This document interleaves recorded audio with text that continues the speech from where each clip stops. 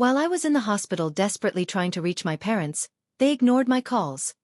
My sister was having a meltdown over paint colors. So I had my lawyer visit me in the ICU. When they finally decided to show up, they were hit with the real price of their neglect. My parents ignored my urgent hospital calls because my sister was having a meltdown over paint colors. So, I had my lawyer visit me in the ICU. When they finally showed up, they discovered the true cost of their neglect. The fluorescent lights above me flickered, and my vision blurred. I gripped the podium, trying to steady myself as 40 pairs of eyes stared back from the conference room. Something was terribly wrong. And as you can see from the Q3 projections, my voice wavered. The PowerPoint slides swam together, a kaleidoscope of meaningless colors. My heart wasn't just racing. It felt like it was trying to escape my chest. I'm Sophia, and I was dying in the middle of the most important presentation of my career. Miss Wells, are you all right? Someone asked from the back row. I opened my mouth, but no sound came out. The room tilted sideways, and suddenly I was watching the ceiling panels spin as my body crumpled to the floor. Voices erupted. Call 911. Is she breathing? Clear the room. My assistant, Sarah, appeared above me, mascara already running. Sophia, stay with us. The ambulance is coming. I tried to reach for my phone, but my arms felt like lead. Call my parents, I managed to whisper before everything went dark. The next thing I remember was the cold. So much cold. Doctors spoke in urgent tones. Words like cardiac arrhythmia and immediate surgery filtered through my consciousness. Please, I begged the nurse, prepping my arm for an 4. My phone. I need to call my family. She hesitated, then handed me my iPhone. With trembling fingers, I dialed my mother's number. Straight to voicemail. My father, same thing. My texts grew increasingly desperate. Mom, I'm in the hospital. Dad, please answer. They're taking me to surgery. I'm scared. The nurse gave me a sympathetic look as she took my phone away. We need to go now, honey. I'm sure they'll be here when you wake up. They weren't. I woke up in the ICU hours later, groggy and alone. The steady beep of monitors created a soundtrack to my isolation. Sarah had left a note saying she'd be back in the morning, but hospital policy only allowed immediate family after hours. Immediate family. What a joke. At 3 a.m., a night nurse came to check my vitals. She had kind eyes and a gentle touch as she adjusted my 4. Your mother left a voicemail earlier, she said, reaching for my phone. Would you like to hear it? I nodded, hope briefly flickering in my chest. Hi, sweetie. We got your messages, but we can't come right now. Hazel is having an absolute crisis over the color they painted her new apartment. She's inconsolable. You know how she gets. We'll try to stop by tomorrow if she's feeling better. Love you. The nurse's face said it all. I turned away, hot tears sliding down my cheeks. Would you like me to call someone else for you? She asked softly. A memory flashed through my mind. Last Christmas, when I'd written a check for $50,000 to cover Hazel's credit card debt, Mom had barely looked up from helping Hazel arrange her new designer handbag collection. Thanks, Sophie. You're such a good sister. Good sister, good daughter, good ATM. I wiped my eyes and looked at the nurse. Actually, yes. Could you hand me my phone? I need to call my lawyer. She passed me the phone, concern evident in her expression. My hands were steady now as I scrolled through my contacts and pressed call. Derek. It's Sophia. I know it's late, but I need you. Bring the papers, all of them. Yes, I'm sure. I'm in the ICU at Mount Sinai. I paused, listening to his response. No, my family isn't here. That's exactly why I'm calling. After hanging up, I stared at the ceiling, my heart monitor beeping in rhythm with my resolve. I'd almost died today, and my sister's paint color crisis had taken precedence. 20 years of similar moments crashed over me like a wave. Hazel's tantrums at my college graduation. My parents missing my company's launch party because Hazel had a bad date. The countless times I cleaned up her messes while my own achievements collected dust. My phone buzzed. An Instagram notification. Hazel had just posted a selfie with our parents, all three huddled around paint swatches. The caption read, "Worst day ever. Thank God for family support. Hashtag blessed, hashtag family, hashtag crisis. I clicked off my phone and closed my eyes, feeling something hard and cold crystallize in my chest. It wasn't my heart this time. It was determination. Tomorrow, Derek would help me start dismantling everything I'd built for them. And for the first time in my life, I wouldn't feel guilty about it. Derek arrived at 9 o'clock sharp, his leather briefcase bulging with documents. He took one look at me, hooked up to monitors and still pale from surgery, and his professional demeanor cracked. Jesus, Sophia, you look like hell. Thanks. Always knew I could count on you for honesty. I managed a weak smile. Did you bring everything? He pulled up a chair and started laying out papers on my bedside table. Everything you asked for. But are you sure about this? It's aggressive. My heart literally stopped yesterday, and my family was too busy picking paint swatches to care. I'd say aggressive is exactly what this situation calls for. Derek nodded, his jaw tightening. We'd been friends since college, and he'd witnessed plenty of my family's behavior over the years. All right, let's start with the will changes. For the next hour, we methodically worked through the documents. My signature grew steadier with each page, like my hand knew this was right, even if my heart ached. So that's your parents removed as beneficiaries, Derek said, shuffling papers. Next is revoking their access to your accounts, the ones you've been using to support Hazel's lifestyle. A memory surfaced, last summer, standing in my parents' kitchen, holding Hazel's latest credit card statement. It's only $70,000 this time, Mom had said, not looking up from her magazine. You know how hard things have been for her since that breakup. Do it, I told Derek. All of it. He pulled out another stack of papers. And the vacation house. List it today if possible. Your parents spend every summer there. Not anymore. My phone buzzed. A text from Mom. Hazel picked the perfect shade of sage. Crisis averted. How are you feeling, sweetie? I showed it to Derek, who let out a low whistle. That's something else. Watch this, I said, opening the family group chat. My fingers flew across the keyboard. Still in ICU after emergency heart surgery. Thanks for asking. Glad Hazel's walls are sage instead of seafoam. Definitely worth missing your daughter's near-death experience for. Derek raised an eyebrow. Poking the bear? More like waking it up. They've been hibernating in their bubble of denial for too long. My phone immediately erupted with notifications. Mom, don't be dramatic, Sophie. Dad, we'll visit soon, princess. Hazel.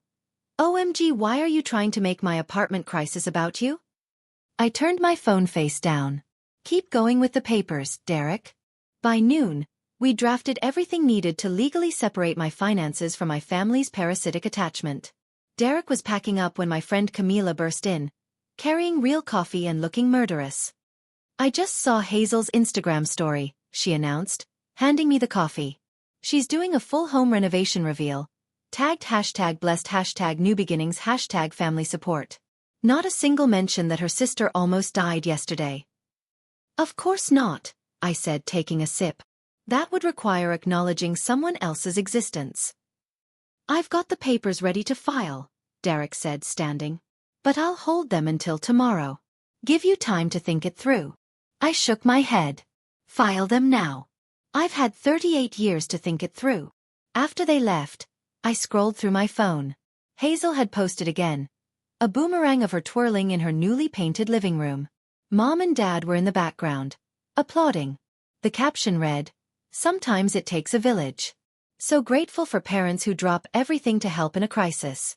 Hashtag blessed hashtag paint day hashtag family first." My fingers hovered over the comment button. Instead, I opened my email and composed a message to my entire contact list. Dear friends and colleagues, I'm currently in the ICU at Mount Sinai following emergency heart surgery. While I'm stable now, it was a close call. I'm sharing this not for sympathy, but for transparency about why I'll be out of office for a while. I'm also sharing because yesterday I learned something valuable about family. Sometimes the ones who should be there aren't, and sometimes that's the wake-up call you need. Best, Sophia. I hit send, then turned off my phone. Let them deal with the fallout of their choices being made public. I was done covering for them. A nurse came in to check my vitals. Glancing at the papers Derek had left behind, she asked, Big decisions today?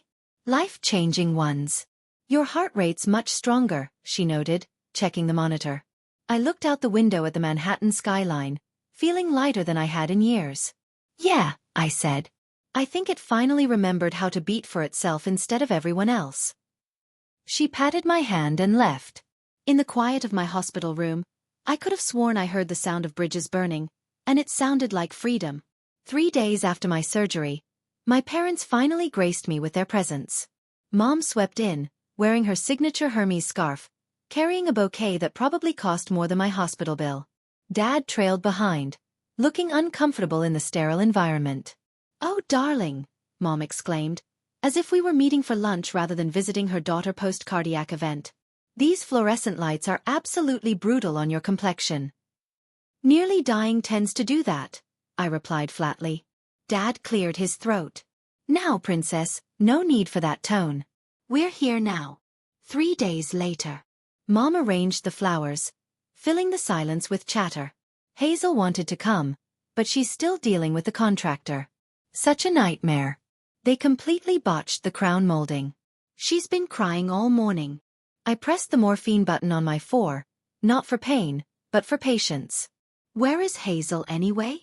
Dad asked, looking around as if she might materialize from behind the curtain. "Probably posting about her crown molding crisis on Instagram," I said. "Did you know her story about paint swatches got more attention than my emergency surgery announcement?" Mom's hands stilled on the flowers. "Sophia, please. You know how sensitive she is.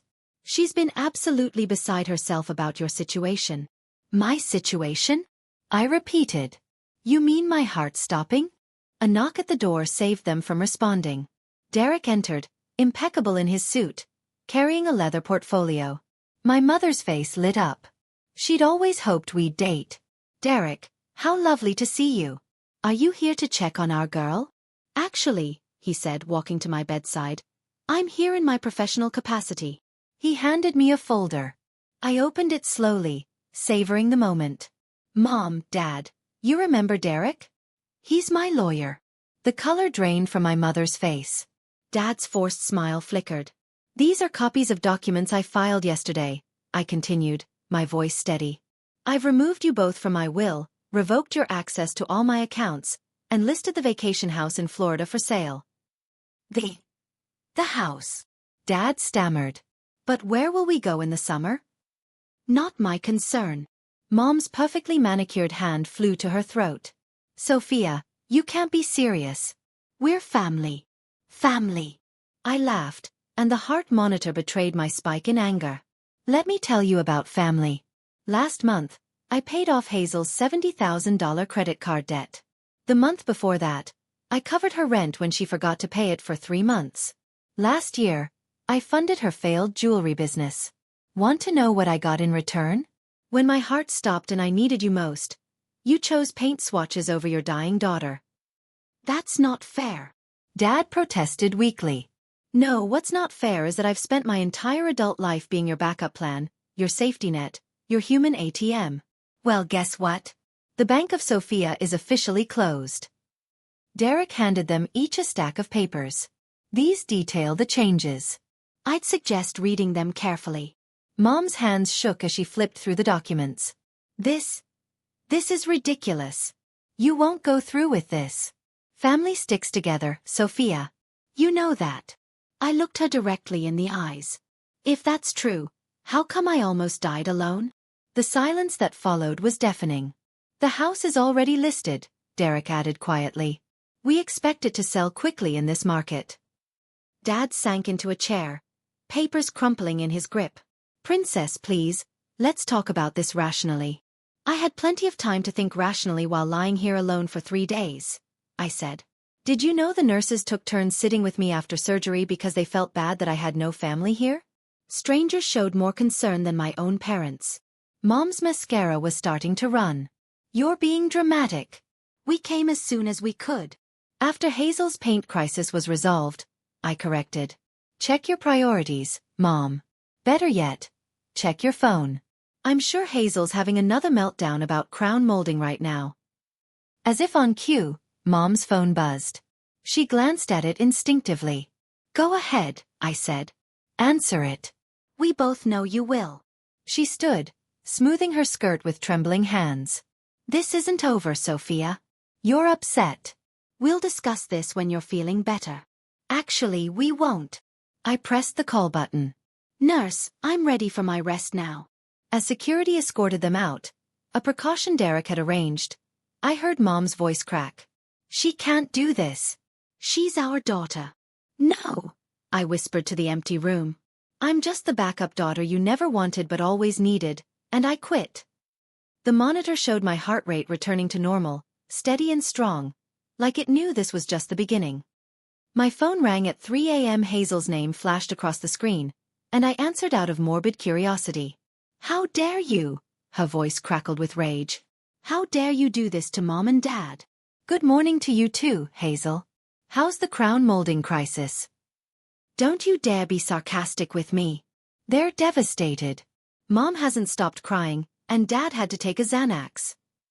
I adjusted my hospital bed to sit up straighter. Interesting how they can have such strong reactions to consequences, but couldn't muster any concern when I was literally dying. Oh my God, you're not dying. Stop being so dramatic. My heart stopped, Hazel. Actually stopped. But please tell me more about your paint emergency. She made a sound between a scream and a sob. You need to fix this. Call Derek right now and undo everything. Or what? Or, she sputtered. Or I'll never speak to you again. I laughed. Genuinely laughed for the first time in days. Is that supposed to be a threat? The line went quiet for a moment. When Hazel spoke again, her voice had that familiar manipulative tremor, the one that usually preceded getting her way. Remember when we were kids and you promised to always take care of me? A memory flashed. I was 12, Hazel 6. She destroyed my science fair project the night before the presentation, dumping glue all over weeks of work. Mom had blamed me for not sharing my supplies. Actually, I do remember, I said. I remember a lot of things, Hazel. Like how I sold Grandma's ring, my only inheritance, to bail you out of debt 3 years ago. Remember what you said then? Thanks, sis. You're the best. Right before you went on a shopping spree with Mom. That's different. I needed you. And I'm always expected to provide. Well, guess what? I'm done. Mom wants to meet, she said, changing tactics. One last family meeting to talk things through. I considered this. Fine. Tomorrow at noon, the hospital cafeteria. But my conditions. I picked the time, and I'm bringing Camila. Take it or leave it. She agreed, but I wasn't done. And Hazel. I'm bringing Camila. Your annoying friend. Why? Because I'm done being outnumbered. The next day, Mom and Dad arrived first, looking like they hadn't slept. Hazel swept in 10 minutes late, wearing oversized sunglasses and clutching an iced latte like it was life support. Camila sat beside me, radiating protective energy. She'd known my family dynamics for years and had always been my voice of reason. Sophia, Mom began, reaching across the table, let's talk about this rationally. Rational. Camila interjected. Like ignoring your daughter's emergency surgery? This is a family matter. Hazel snapped. Funny, I said. I was family when you needed your credit cards paid off. Dad raised his hands placatingly. Princess, we understand you're hurt, but this revenge, it's beneath you. Revenge. I leaned forward. This isn't revenge, Dad. This is boundaries. This is me finally saying no. You're being selfish. Hazel slammed her latte down. Do you know what this is doing to me? My anxiety is through the roof. My followers can tell something's wrong. Camila snorted. Your sister almost died, and you're worried about your Instagram aesthetic? Stay out of this. Hazel whirled on Camila. This is your fault. You've always tried to turn her against us. No, I cut in. You did that all by yourselves. Mom started crying. Her practice tears right on schedule. We can fix this, sweetie. Just call Derek. Stop. My voice was steel. The house is already in escrow. The accounts are closed. It's done. Hazel stood up so fast her chair toppled backward. You ungrateful expletive. She grabbed her latte and threw it at Camila, who barely dodged the cup. The cafeteria went silent. Security approached quickly. "And that," I said quietly, "is exactly why this is happening." As security escorted Hazel out, her screams echoing down the hallway, I turned to my parents. "We're done here. Sophia, please." Mom tried one last time. "No. I'm going to be discharged tomorrow. When I leave this hospital, I'm leaving this dysfunction behind too." I stood up, Camila steady beside me. "Oh, and one more thing.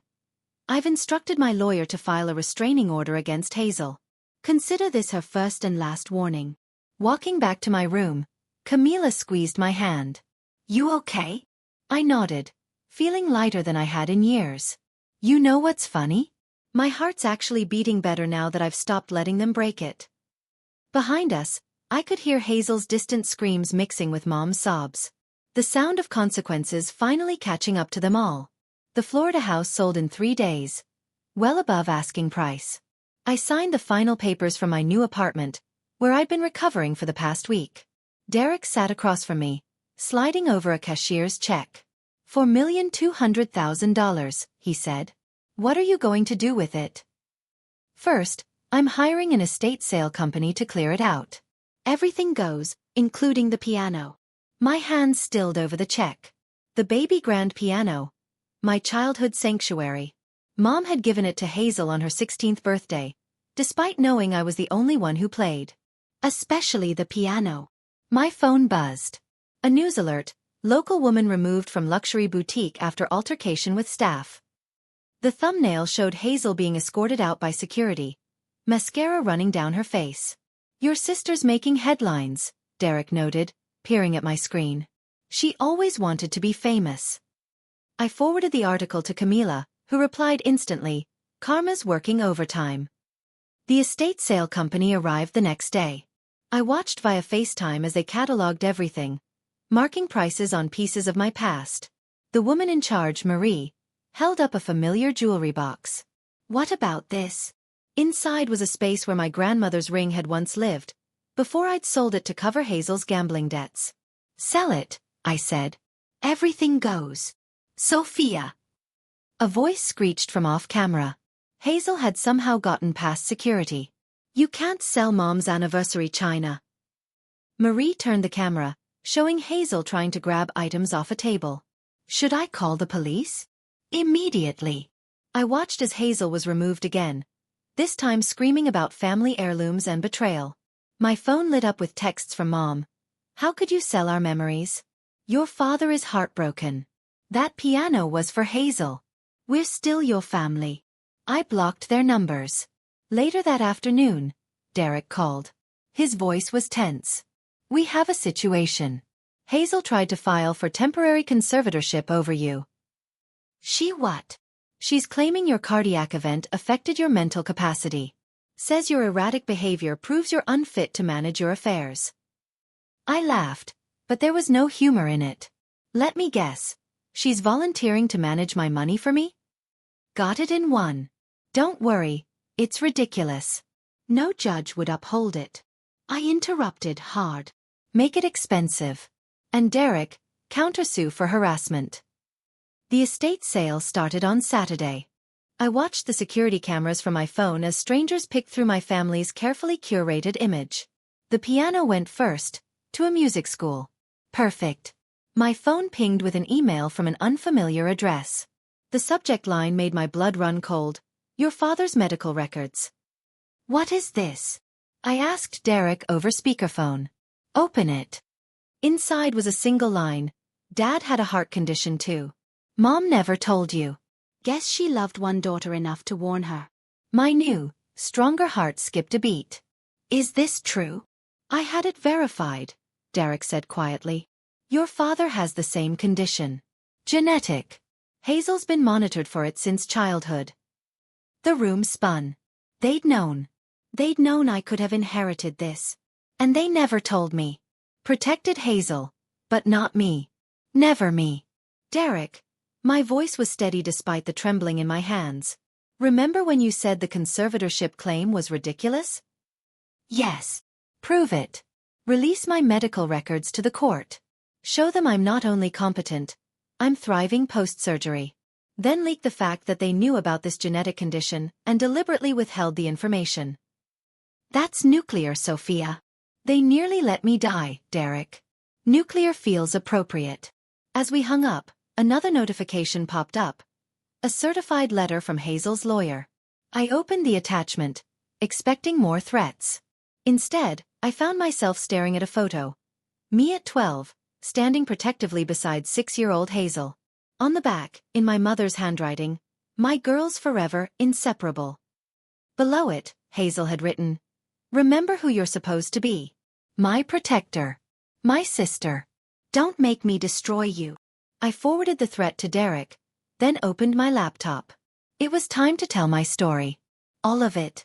The decades of manipulation, the financial abuse, the neglect. No names, just truth.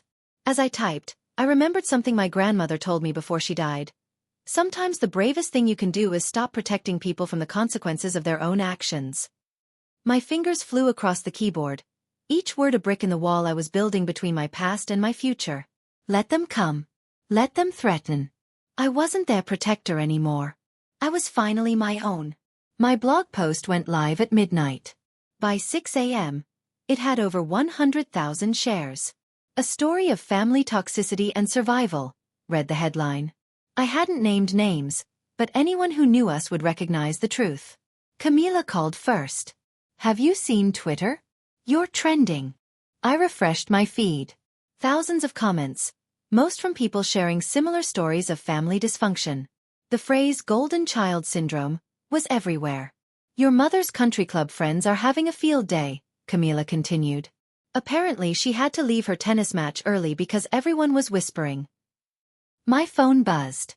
"Nicholas, Hazel's on again. Off again, boyfriend." "Your sister's losing it," he said without preamble. "She's been screaming for hours, throwing things. I can't handle this anymore. Not my problem. She says you're lying about everything, that you're just jealous of her." I laughed. "Ask her about Dad's heart condition.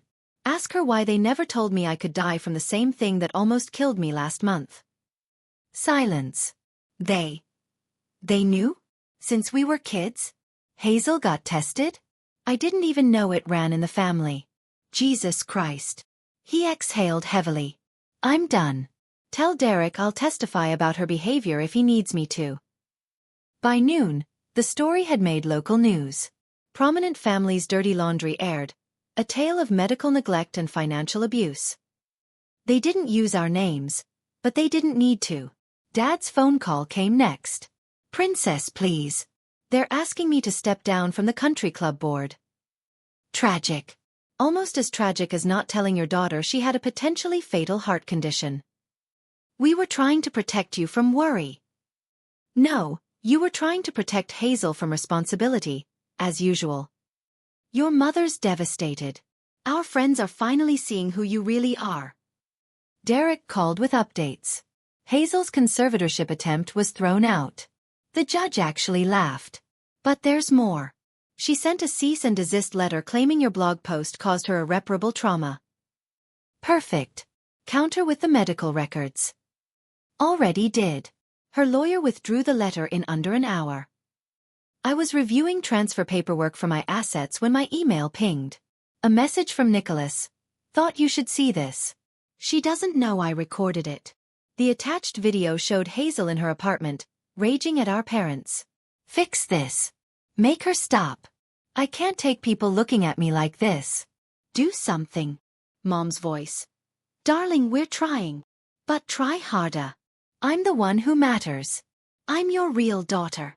The video cut off. I forwarded it to Derek with one word. Leverage. My phone lit up with a text from an unknown number. A photo of my grandmother's ring, the one I'd sold to help Hazel. "Missing something?" The text read. "Who is this?" I typed back. "Someone who bought it from the pawn shop. Want it back? Meet me." I blocked the number and called Derek. "They're getting desperate." "Good," he said. "Because I just filed the harassment suit." "And Sophia, the ring thing?" "That was amateur hour. I bought your grandmother's ring back months ago. It's in my safe. Tears pricked my eyes. You did. Of course. I knew you'd want it back someday. That evening, my blog post hit national news. My inbox flooded with interview requests. Dr. Phil's producers called twice. Then came Mom's voicemail. She was crying, screaming, apologizing, all in the same breath. Please, sweetie, we can fix this. Tell everyone you were confused. Say you made it up. We're your family. I played it for Camila over wine. Wow, she said. She actually sounds sincere. She's not. Listen carefully. She's not saying she's sorry for what they did. She's sorry they got caught. My phone buzzed again. A news alert. Local socialite has public meltdown at charity gala. The photo showed Hazel being escorted out again. Your sister's really committing to this spiral, Camila observed. She's never faced consequences before. She doesn't know how. I opened my laptop and began typing again. Not another blog post. This time it was an email to my realtor. Subject line: looking for properties in California. Running away? Camila asked, reading over my shoulder. No, I replied, thinking of the grandmother's ring waiting in Derek's safe. Running towards something better.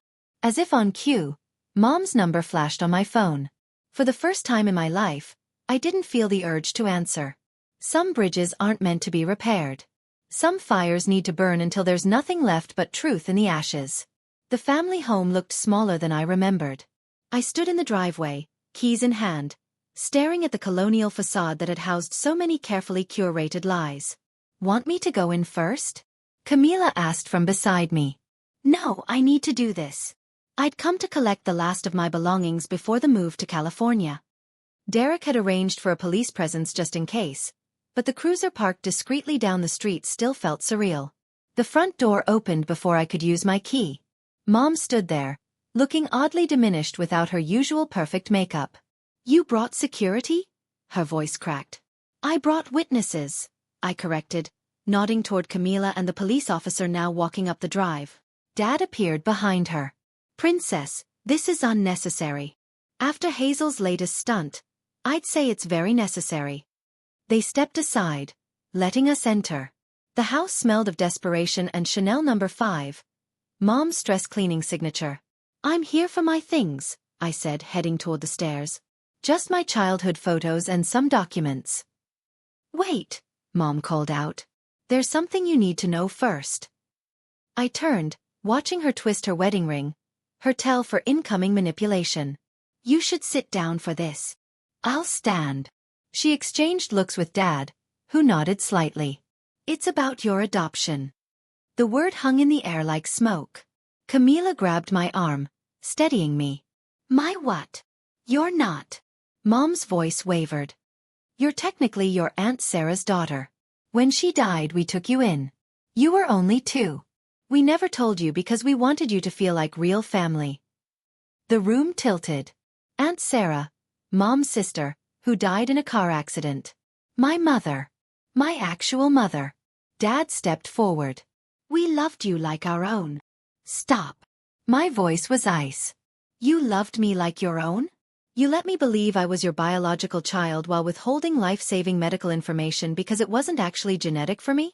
You prioritized your biological daughter while I paid her bills, cleaned her messes, and nearly died alone. We didn't want you to feel different. Mom protested. Different.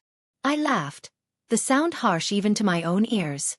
You mean like how you treated me differently my entire life? Heavy footsteps on the stairs announced Hazel's arrival. Oh good. She finally knows she's not really my sister. I'm not. I turned to her. Then I guess I'm not really responsible for you anymore. All those years of guilt, of obligation. They never belonged to me, did they? You ungrateful expletive. Hazel started, but Mom cut her off. We gave you everything. Mom cried. A home, an education, opportunities. No, I interrupted. I earned those things. Every single one of them. While you were busy coddling your real daughter. I walked to the stairs, pushing past Hazel. In my old room, I found the box I'd come for. Photos, documents, memories. At the bottom, wrapped in tissue paper, was a small frame. Inside was the last photo taken of Aunt Sarah, my real mother, holding me as a baby. Downstairs, chaos erupted. Hazel was screaming about inheritance rights. Mom was sobbing about family loyalty, and Dad was trying to talk over everyone about reasonable discussions. I descended the stairs with my box, the police officer moving closer. "That's my baby photo album," Hazel shrieked, lunging for my box. The officer stepped between us. "Actually," I said calmly, "these are Aunt Sarah's photos. My mother's photos. I'm taking what's mine and leaving what never was. You can't just walk away from this family." Mom grabbed my arm. I shook her off. "I'm not walking away from my family. I'm walking away from people who kept me around as a convenient backup plan. There's a difference. We'll sue," Hazel screamed. "We'll take everything." "Go ahead." I reached the door. "But remember, I have proof of financial fraud, medical neglect, and now proof that you knowingly withheld my adoption status while using it against me. Want to see how that plays in court?" Silence fell. I turned to them one last time. "You know what's funny? You kept this secret thinking it would make me feel less like family. But knowing the truth, it finally sets me free. I'm not your backup daughter. I'm not your ATM. I'm Sarah's daughter, and I'm done carrying your burdens." Camila opened the door, sunlight streaming in. Behind me, I heard Mom collapse into tears, Dad's futile attempts at comfort, Hazel's incoherent rage. But ahead of me, nothing but open road and possibility. "Ready?" Camila asked. I clutched my box of real memories, feeling lighter than ever. "Ready." We walked out into the sunlight, leaving the shadows of lies behind. In my pocket, my phone buzzed with another lawsuit threat from Hazel's lawyer. Let them come. I had truth on my side now, and truth, I was learning, was the strongest weapon of all. The California sun streamed through my office window as I finished typing my last blog post. My heart, now steady and strong, kept perfect rhythm with the keyboard clicks. "And that's how I learned that family isn't about blood or obligation," I wrote. "It's about choice. Every day we choose who we let into our hearts." My phone lit up with Derek's call. "The lawsuits are officially dismissed," he announced. "All of them." The judge called them, and I quote, "frivolous attempts to harass."